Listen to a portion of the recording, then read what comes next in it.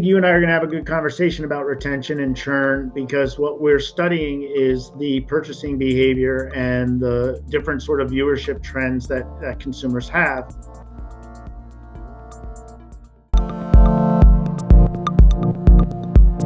Hi everybody, welcome to this episode of Retention Zone, the video podcast focused on streaming monetization and customer retention. I have the pleasure to have with me Josh Walker from the Sports Innovation Lab from Vermont currently. You can see the outfit and ready to ski, right? Ready to hit the mountains. Good to see you, Carlo. So one of the reasons I want to talk to Josh and I let him introduce it because I think he has a quite unique perspective on the US market if we talk about sport in general, but also streaming and subscription. But I'll let you quickly introduce yourself and Sports Innovation Lab. Yeah, no, I appreciate you having me. So, Sports Innovation Lab is focused on the future of sports and trying to understand who the future fan is. We are a business that's been around about 8 years. We've been studying fan behavior for that entire period of time, really trying to focus on how do fans engage with the sports that they love, how do they follow the athletes that they care about, and we do that by looking at data. So, very early on in the business, we defined the future fan as a fan we call the fluid fan. And the fluid fan is open to change. They want to seek out new content experiences. They're empowered to choose because every fan has this at their fingertips. So they're able to sort of move from one streaming platform to another, find the media podcasts that they care about and love, browse millions of different websites. And they're empowered to choose because that technology allows them to make that choice. So as they continue to move along their journey of being a fan, a fluid fan, they're also evolving a lot. And we talk a lot about the evolution of the fluid fan because every new technology makes it easier for them to find the way that they want to engage with the sports they love.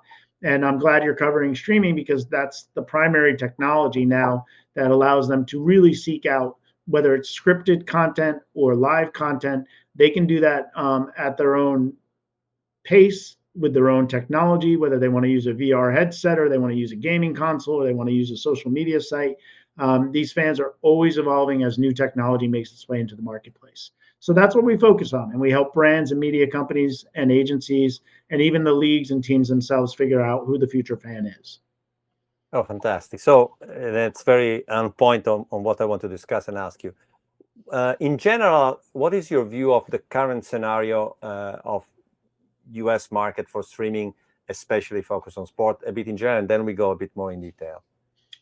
Yeah, I think you and I are going to have a good conversation about retention and churn because what we're studying is the purchasing behavior and the different sort of viewership trends that consumers have.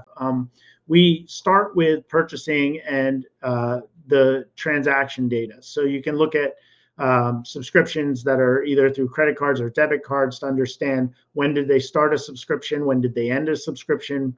If they ended a subscription, did they go to a competitor or they just stop subscribing in general? Something you called streaming fatigue.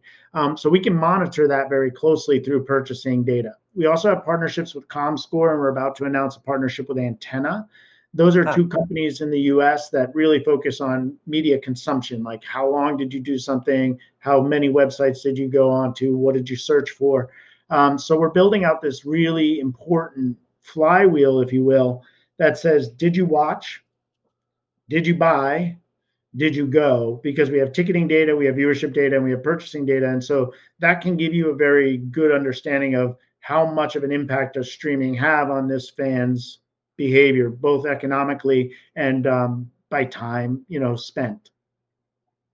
And do you think sport is in a special place in general in the streaming ecosystem, or because on the one hand, my opinion on this almost doesn't matter. All you need to do is look at the headlines, right? I think every major streaming platform has decided that live sports is the single best way to acquire new subscribers.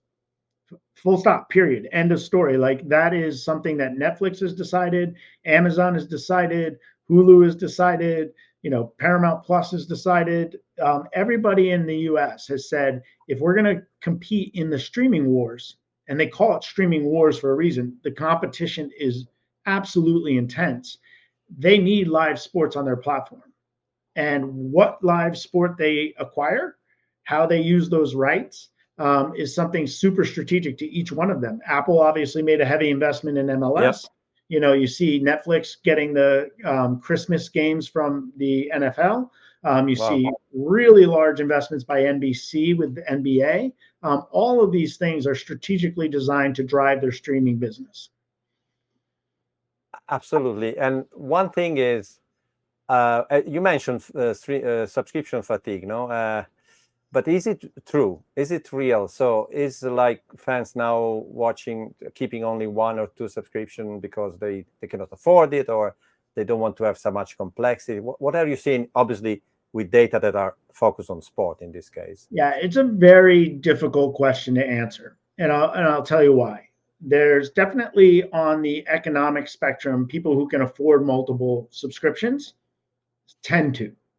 I think they're like, well, look, if the games are all on these different places, I'll have 3 to 5 different subscriptions. Then there's a group of the population that loves sports betting. And if we see somebody who's betting on DraftKings, FanDuel, BetMGM, ESPN, Fanatics, wherever it is, we see them holding 4 to 5, 6, sometimes subscriptions. So there's no fatigue in those two areas. High economic wealth, sports betting, they tend to be very invested in sports streaming. The third area is youth sports. If you're really interested in youth sports, you might be getting Game Changer, which is a youth sports viewing platform. You may be paying a little bit extra money for Huddle. You may be spending money on some of these platforms that are like interestingly OTT platforms, but they're very niche, right? So those three factors sort of like fight against what I would call streaming fatigue. But elsewhere in the industry, consolidation is rampant. I mean, we have a number of companies in our platform that you can see that their subscriber base is just going down and down and down. And it's going down and down and down because they don't have a differentiated offering. And they don't have a differentiated offering largely in the sports area. And so we're seeing, and I don't want to throw any names out there because you can look at their own subscription numbers, but if they don't have these rights, they're really struggling to compete. So this venue new initiative here, an ESPN flagship, those are two big things that are going to really put the smaller players on blast because they're going to have a really hard time competing if venue launches and if ESPN flagship is as successful as people say it will be. And on the other end, do you think I call it big tech in general? So obviously it's Amazon, it's Apple on one end. It can also be, to be honest, Netflix and all the others in that area. How are they impacted? Because in the US, I think the impact is stronger than in Europe at the moment. Yeah, I would even add NFL to that in an odd way because of the deal. Oh, wow. With Skydance. I mean, like, there's a lot of like ability for them to create unscripted and scripted content that sort of lives adjacent to these live sporting events. And yeah, you know, everybody will say Drive to Survive, but we've had quarterbacks, we've had the tennis one. There's like 4 or 5 of these now that have made significant impact. Breakpoint. So there's like those kinds of shows that whether they get renewed, whether they get developed in a new concept, they're constantly testing which of these sports has the personalities, the conflict, the personalities and the conflict. Yeah, the storytelling power. The drama. Yeah, all that. And I think that will continue to evolve, and that will be a very important adjacent sort of media asset to the live sporting rights. And if you want, one other question is, do you have any either idea or you saw winning strategies, any idea of how to fight churn? I'm sure there's a lot to do with data. I cannot imagine. You can be super brilliant, but data, I think it's part of it. I mean, I answer this question when I'm on panels and stuff, and it sounds like I'm being very self-serving because I do believe it all ties back to the data that we have. And there's a reason why I have that conviction. I think if you know exactly what Carlo likes and Josh Walker likes, you will change the way that the streaming platform performs based on our preferences, right? You may incorporate more short form content while we're watching the game. You may serve me up highlights. You may make live shopping available. You may do card breaks or collectibles if you knew that I was really into collecting things, right? So there's a way for you to monetize this audience beyond just the subscription And data is the only way you can do that. If you knew I had kids in my household, you would stream the Nickelodeon version of the NHL hockey game to my house, and you'd promote that aggressively versus telling me that the Blackhawks are playing the Flyers tomorrow night. Like I wouldn't care as much about that as if my kids saw, the Greentown thing that the NHL was, and they go, oh, that's my favorite cartoon. And then it's like, now I'm watching the game, but I'm watching it with my kids. That's the kind of thing that data unlocks in this scenario. Yeah, absolutely. And in terms of what the leagues are doing, the NFL with NFL Plus, do you think they're somehow everybody? I mean, at some point, everybody thought, okay, there was the leagues, or in general, sport trying to go direct to consumer themselves. Then there was the influx of, okay, they're not doing it anymore. But the big ones are still doing it kind of seriously. I think. I don't know. That's my impression. What do you think? No, you're spot on. And I always use World Surf League as a really good example because surfing is really dependent on the environment and the weather and things like that. If you sold a streaming platform, Monday night at 8 o'clock, and all of a sudden there's no break in Hawaii for whatever reason, your surfing competition isn't that great. So they went directly to Facebook and Meta, and they started using social media as a direct to consumer play. So some of these things like are necessities of the marketplace, right? When you have emerging leagues like Athletes Unlimited or League One Volleyball, like they're going to have to find different ways to reach those consumers, and they're going to have to innovate on streaming technology. And that's going to advance the technology stack that people are using. You're going to have much, much better broadcasts at the low end. And then at the high end, what you're talking about with the NFL Plus and the NBA League Pass and all those sorts of direct to consumer products, they're going to know their fans much better than everybody else. They're going to know who their favorite players are. They're going to know all this data about them.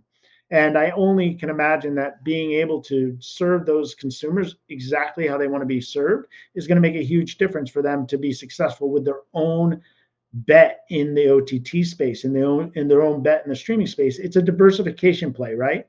If you were hired by the NFL, you would say, look, man, we've got a 10-year, 8-year, 11-year rights deal. We should use this window when we're getting all this money to really make sure when that window ends, we're in a good position to really reach the consumer directly if we want to. Absolutely. This is something also said on this side of the phone, but the moment they say it more than they do it. Even when they want to use it as a negotiation tactics, they say yes, you need to have it and have an experience on it, I think.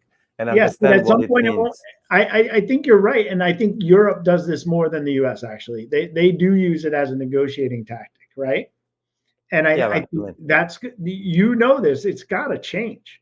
It really does. It has to change. I think so. So I think your intuition of the fluid fan, whatever it was, 6-7 years ago, is still super valid. I will be curious maybe in 1 year if we have time to chat again, what has been evolving, what has changed, and where the fluidity has brought our fans, I would say.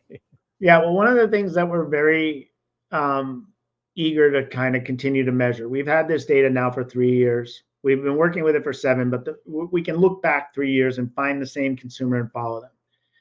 Your whole podcast is about retention, churn, and those types of things. If these fans are fluid, they'll probably be fluid in their preferences of streaming platforms as well.